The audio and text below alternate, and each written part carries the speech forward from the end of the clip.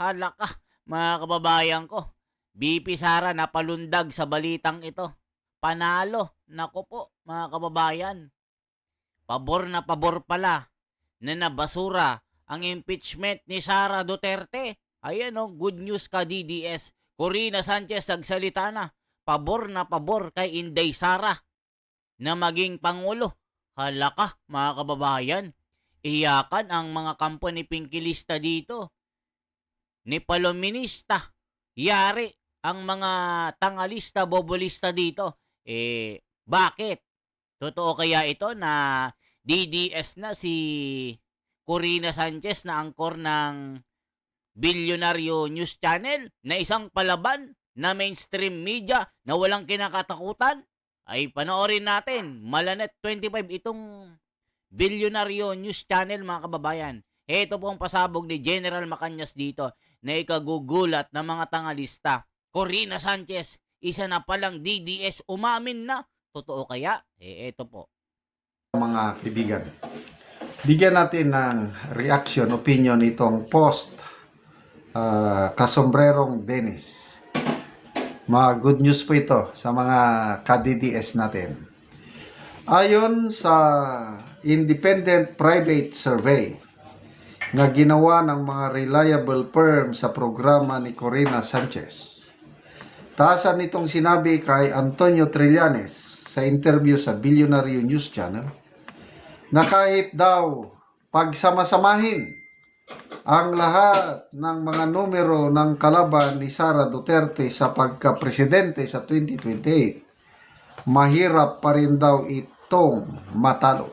Wow! Patunay kung gaano pa rin kalakas ang kanyang impluensya sa susunod na halalan. Nako, mga kababayan.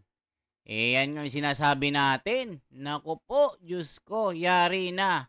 Ito po, panoorin po natin. Ito nga interview ni Trillanes. Interview. Bilyonaryo. Mga kababayan, para hindi tayo ma-fake news, 'di ba? Bilyonaryo News Channel. Para hindi tayo ma-fake news, mga kababayan, ipakita natin ang totoo. Kasi alam niyo naman ang mga tangalista, iyakin palagi. Ito po, mga kababayan, i-check po natin. Trillanes flags culture of impunity. Ito po, mga kababayan ko. Nako. I-check natin. Ito po ang binulgar.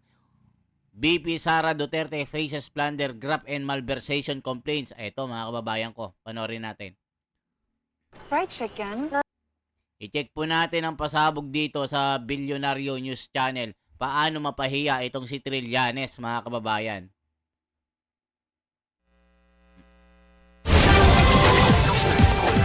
Good evening, I'm Corina Sanchez Rojas, sitting in for Miss Pinky Webb.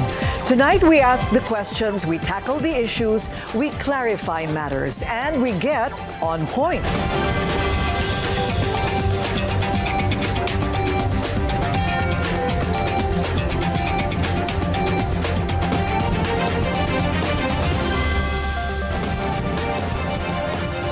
Vice President Sara Duterte is facing plunder, graft, and malversation complaints before the Office of the Ombudsman. This is in connection with her alleged misuse of public funds as former Davao City Mayor and Education Secretary and now Vice President. In December last year, civil society groups and church leaders also filed plunder and other criminal complaints against the Vice President for alleged misuse of over 600 million peso confidential funds. Now let's get on point with one of the complainants. Former Senator Antonio Trillanes is with us tonight. Good evening, sir. Good evening, Ms. Corina, and good evening to our viewers. Sir, just to clarify, dahil medyo nakakalito rin po sa dami ng mga reklamo, kasi sinabayan din po ng impeachment complaint against President BBM, and then there was yung nakasabit po na impeachment complaint against Vice President Sara from the last Congress. So ito po, just to clarify, what is this complaint about? Ito pong complaint na final po namin last Wednesday, ito po yung iba't ibang acts of corruption and other anomalies na ginawa ni VP Sara ever since nung nag-mayor siya, then Deputy Secretary and Vice President. So as mayor, meron siyang winaldas na 2.7 billion pesos na confidential funds. Ito yung similar doon sa nakita na ng mga kababayan natin kung paano niya niliquidate yung 650 million pesos na confidential funds niya as Vice President and Deputy Secretary. Ito yung mga Mary Grace Piatos na pangalan, other fictitious names and ghost employees. O yan mga kababayan, si Trillanes, wala siyang bukang bibig, kundi itong piatos-piatos. Pero pagdating po ng flood control issue, napakatahimik nito mga kababayan. Hindi na ito nakakatulog mga kababayan. Si Trillanes, paano niya igugupo? Paano niya pababagsakin itong si Sara Duterte? Hindi na nga naniniwala ang tao dito sa taong ito. Ang tawag nga dito ng mga basher ni Trillanes, pati sa Caloocan, sinuka, itong taong ito, mga kababayan ko, walang ibang bibig, walang ibang bukang bibig ang taong ito. VP Sara impeachment, impeachment kahit binasura na ng Korte Suprema. Nag-iiyakan. Gaya na Tito Soto, pinkilista, lahat ng mga tangalista, bobolista. Naligo na sa kubeta, wala pa rin. Mga kababayan, sinusuka pa rin sila ng taong bayan dito. Nako po, eto pa po. Ganon din yung modus niya when she was mayor. 2.7 billion pesos ang accumulated na confidential funds na nawaldas doon. O, kita nyo, nagmomodus daw si Sara Duterte. Pero pagdating po sa COA, mga kababayan, ni Binting, ni Singkong Duling, wala pong makita na discrepancy dito sa financial statement ni Sara na nagpapakita na siya ay manggagancho at mandaraya. Nagpapakita lang na si Trillanes ay isa pong mandarambong na naninira lang ito. Dahil isa rin ito si Trillanes na nagpakulong kay Tatay Digong sa ICC. So ngayon mga kababayan, dito mabubulyak si Trillanes. O, panoorin po natin. Ito po. Then meron din siyang 8 billion pesos overpriced na laptops as nung siya ay Deputy Secretary.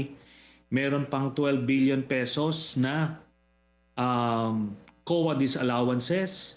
May 7 billion pesos na unauthorized, unliquidated cash advances. Then meron siyang 2 billion pesos plus na ill-gotten wealth na ito yung nandoon sa kanyang bank accounts na hindi niya dineclare sa kanyang salin. Then yung kanyang pagtanggap ng mga dividendo sa isang drug lord. O, kita nyo, pati mga dividendo na namimira daw si Sara sa mga drug lords. Ito nga yung itinatanim na kanilang witness na si Madriaga. Pati yung pare ni paring Flaviano na isang durigista ng 17 anyos. 17 years na nagpulburon mga kababayan. Ito ba ay kapanipaniwala mga kababayan itong mga testigo na ito na nagrereklamo ang kanilang mga backtracker, yung kanilang background hindi kapanipaniwala kundi mga mandarambong. Yan ang sabi ng mga tao. Kaya dito mabubulyak talaga si Trillanes kay Corina. Nagulat ito, lumaki ang mata mga kababayan sa sobrang hiya.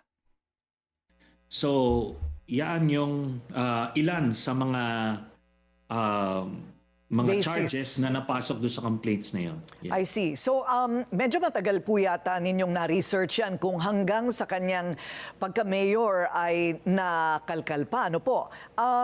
Bakit po ngayon lamang lumalabas ito? Kung nakita po ninyo itong mga sinasabi ninyong unliquidated and unsubstantiated expenses, bakit ngayon lamang po ito lumalabas?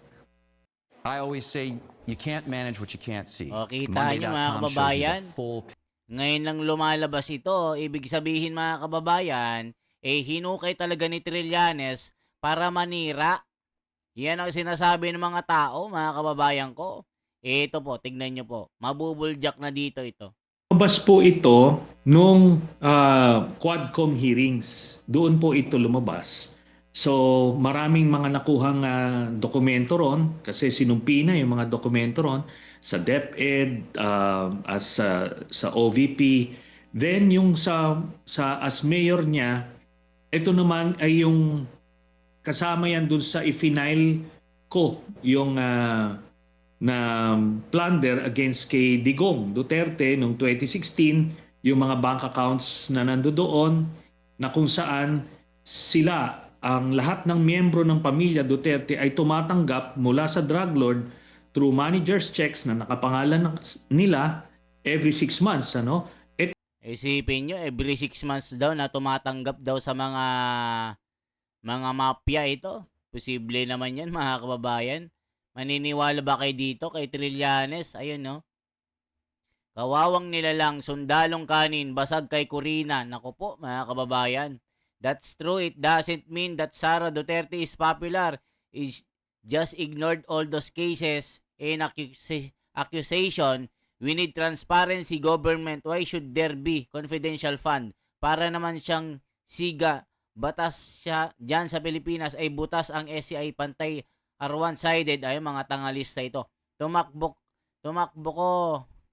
ka President Trililing.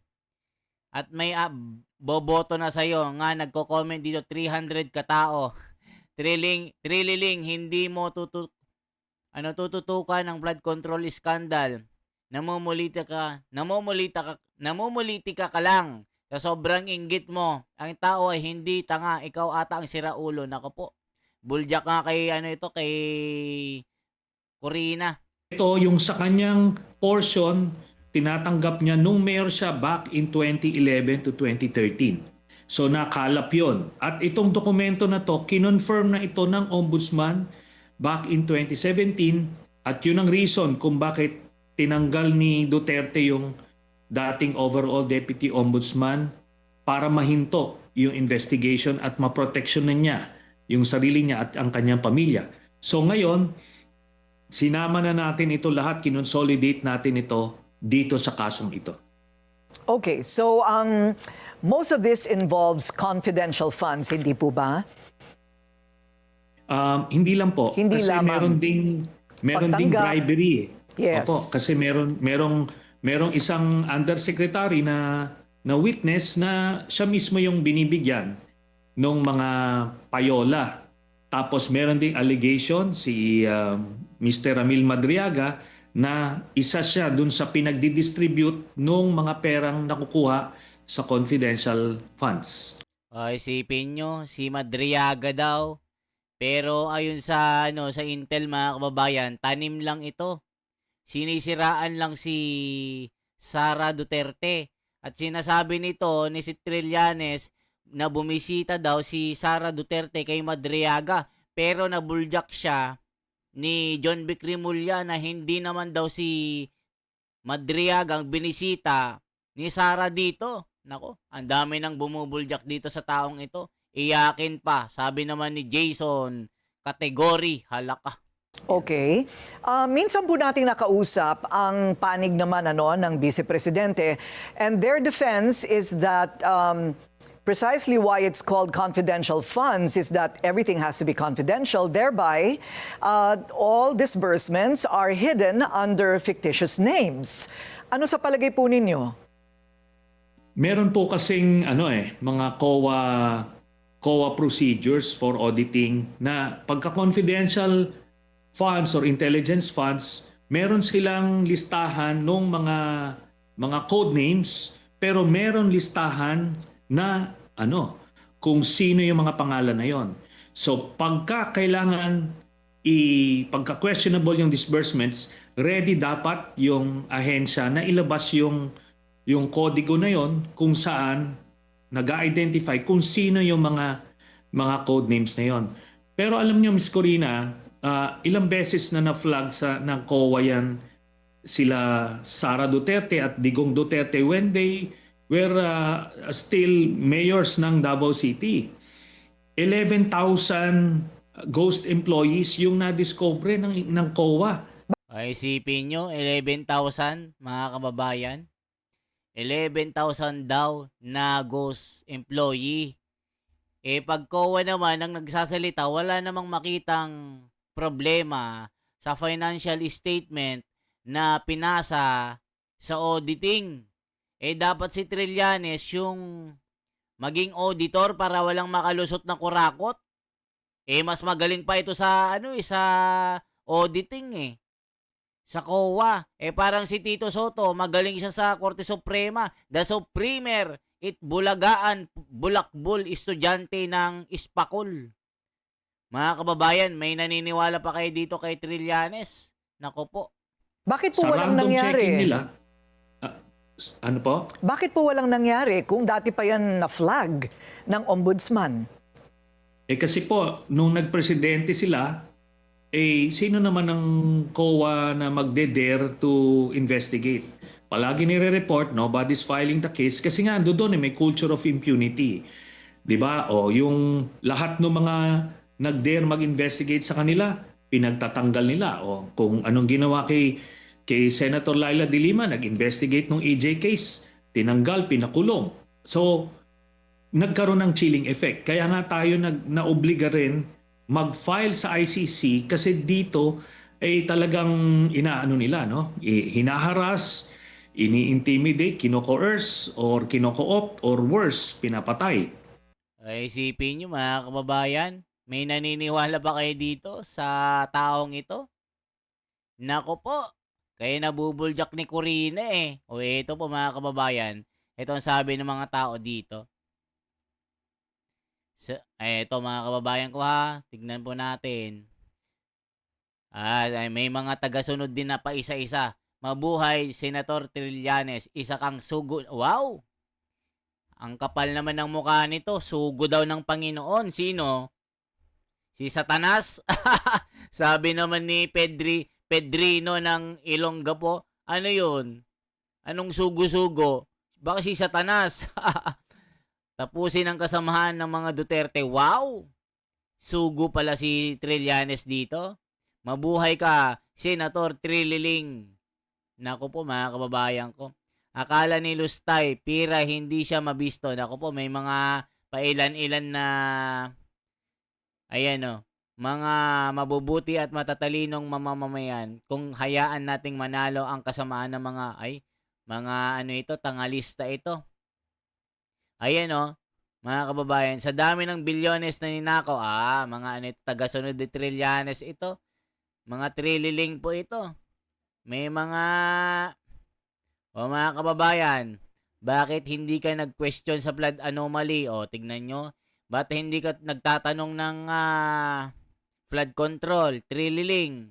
Kung tunay kang isa kang sinusugpo mo ang korupsyon, bakit sa mga flood control issue wala ka? Kahit naman tumakbo ka, hindi ka din naman makakalusot at manalo. Nako po, dito madaming matatalino na iintindihan si Sir Trililing. Nako po. Nako, magbigti ka na lang Trillanes, sabi ng mga tao. After saang kuweba ba nakatira si Corina Sanchez at nagtatanong pa bakit hindi nakakasuhan si Dutz? Alam na tangalista. Alam na, mga kababayan ko. Kaya iyon yung nangyari. Ngayon na hindi na sila ang nasa poder, ito na yung opportune time na ma-file ito mga kasong ito. Okay, so ngayon po, well, you filed a case, a plunder case against the Vice President. How different is this, the basis, how different is the basis of this complaint against the impeachment complaint before the change of Congress, before the elections? Yes. Yung impeachment complaint po kasi ay basically administrative in nature. Meaning, ang penalty lang nito ay removal from office. So ito namang sa ombudsman, criminal cases po ito, ang penalty nito ay pagkakulong. Ngayon, pwede ho siyang magsabay at ang batayan naman po, since political yung, quasi-political yung impeachment cases, at ang coverage niya ay nung siya ay Vice President lamang. Pero it doesn't preclude na isasama yung ibang mga allegations to establish a pattern of behavior. Pero dito po sa criminal case sa ombudsman, lahat from vice mayor ay nung nag-mayor siya hanggang nung vice president, sakop po yan nung jurisdiction ng ombudsman. May total amount po ba kayo pag pinagsama-sama po lahat ng kini-question na halaga? Ang sa ano kasi, ang iba't iba po kasi no, yung authorized cash, unauthorized or unliquidated cash advances. Ayan mga kababayan, pinipilit talaga ni Trillanes na itong si Sara Duterte ay magnanakaw. Pero napakatahimik po sa flood control. Hoy Trillanes, maligo-ligo ka din, sabi ng mga tao. Ang ingay-ingay mo pagka impeachment ni Sara. Pero dito sa mga magnanakaw sa flood control, napakatahimik mo. Magkano ba? Yari na mga kababayan. So sa tingin nyo, may naniniwala pa ba kay Trillanes? Mag-comment kayo mga kababayan. Kaya nabuljak siya ni ka-DDS Corina Sanchez dito. Mga kababayan ko. Okay? Kung umabot kayo sa bidyong ito, for transparency for a better democracy, i-komento niya ng inyong reaksyon. Naniniwala ba kay Trillanes? Mga kababayan? Kaya ba nilang siraan si Sara Duterte sa mga tao? Magkomento kayo, mga kababayan ko. Okay po? This is The Wonders Philippines. Mabuhay po. Isang like, isang share, at isang subscribe. Salamat po.